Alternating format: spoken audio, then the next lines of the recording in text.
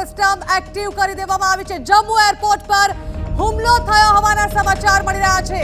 Jammu air defence system active કરી દેવામાં આવી છે। જમ્મુમાં અત્યાર સુધી જે ઘટના સામે આવી છે, સંપૂર્ણ બ્લેકઆઉટની પરિસ્થિતિ અને હાલ 5 થી 7 ધડાકાઓના અવાજ સંભળાયા હોવાની પણ જાણકારી સામે આવી।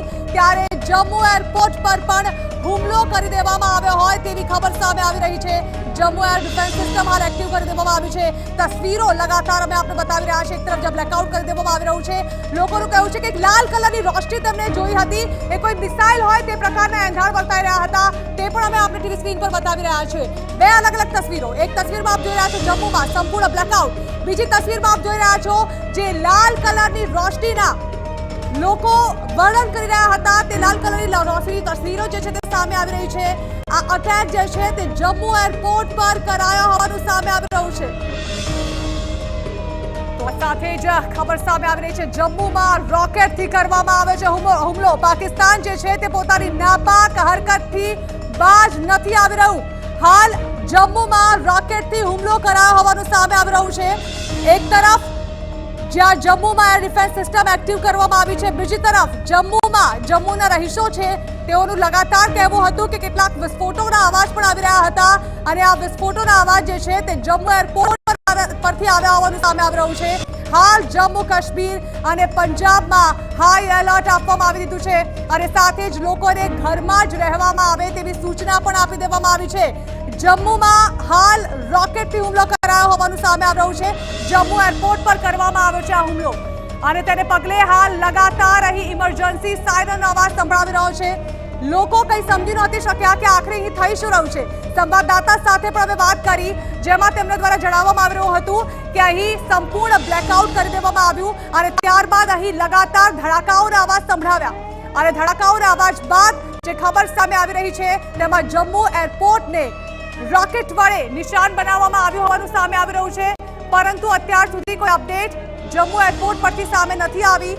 જમ્મુમાં પાકિસ્તાન દ્વારા રોકેટથી હુમલો કરાયો હોવાનું સામે આવી રહ્યું છે અને સાથે જ લોકોને સાવચેતી માટે ઘરમાં જ રહેવા માટે સૂચના આપી દેવામાં આવી છે।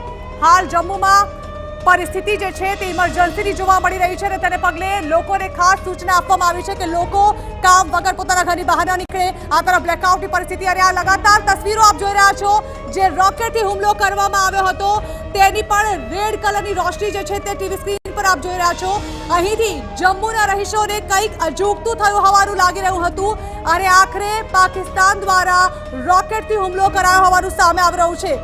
સાબામાં પાકિસ્તાન તરફથી સતત એક તરફ ગોળીબાર કરવામાં આવ્યો હતો અને જમ્મુ એરપોર્ટ પર રોકેટ હુમલો કરવામાં આવ્યો છે। જમ્મુ એરસ્ટ્રીપ પર રોકેટ વડે હુમલો કરવામાં આવ્યો।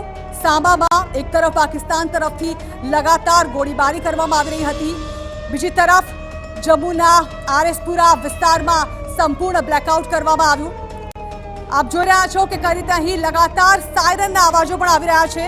જમ્મુ શહેરમાં મોબાઈલ નેટવર્ક પણ અત્યારે કામ નથી કરી રહ્યા તેવા પણ સમાચારો મળી રહ્યા છે।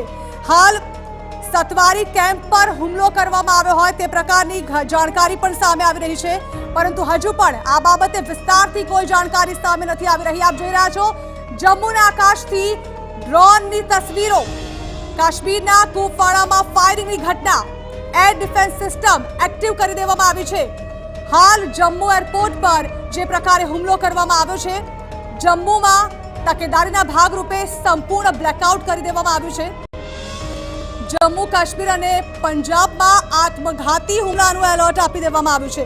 હાલ લોકોને પણ સાવચેતી રાખવાનું કહેવામાં આવ્યું છે, સાથે જ લોકોને ગભરાય નહીં તે પ્રકારની પણ અપીલ કરવામાં આવી છે।